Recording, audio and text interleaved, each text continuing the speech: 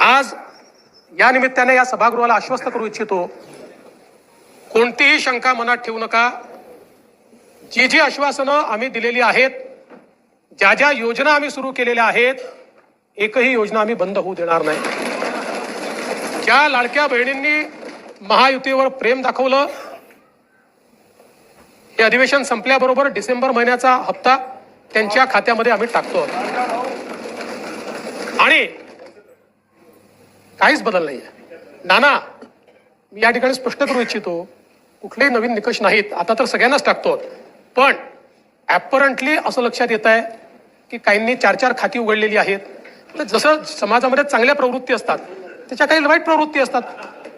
एखादी योजना जर चुकीच्या पद्धतीने कोणी वापरत असेल तर जनतेचा पैसा आहे, तुमची आमची सगळ्यांची जबाबदारी आहे की तो योग्य प्रकारे गेला पाहिजे।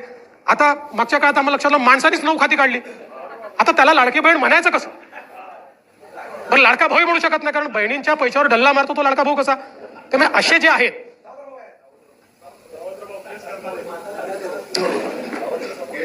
त्यामुळे शेतकऱ्यांच्या संदर्भात आम्ही दिलेली आश्वासनं असतील, युवांच्या संदर्भात दिलेली आश्वासनं असतील, ज्येष्ठांच्या संदर्भात दिलेली आश्वासनं असतील, समाजातल्या वंचितांच्या संदर्भात दिलेली आश्वासनं असतील, ही सर्व आश्वासनं या ठिकाणी आम्ही पूर्ण करणारच आहोत। आमचे मित्र भास्करराव या ठिकाणी नाही,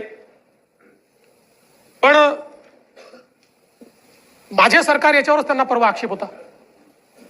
आता तसे फार हुशार आहेत ते, इतके वर्ष त्यांनी राज्यपालांचं भाषण देखील ऐकलेलं आहे, कदाचित शाळेत असताना नागरिक शास्त्राला दांडी मारत असतील ते, पण शासन जे चालतं हे मुख्यमंत्र्याच्या नावाने चालत नाही, शासन राज्यपालाच्या नावाने चालतं आणि म्हणून ते माझं सरकार असतं। म्हणून राज्यपालांनी माझं सरकार म्हटलेलं आहे, तथापि माझे मित्र भास्करराव नसल्यामुळे मी त्याच्यावर जास्त या ठिकाणी बोलणार नाही। खरं म्हणजे हे जे अभूतपूर्व अशा प्रकारचं मॅन्डेट आम्हाला मिळालं,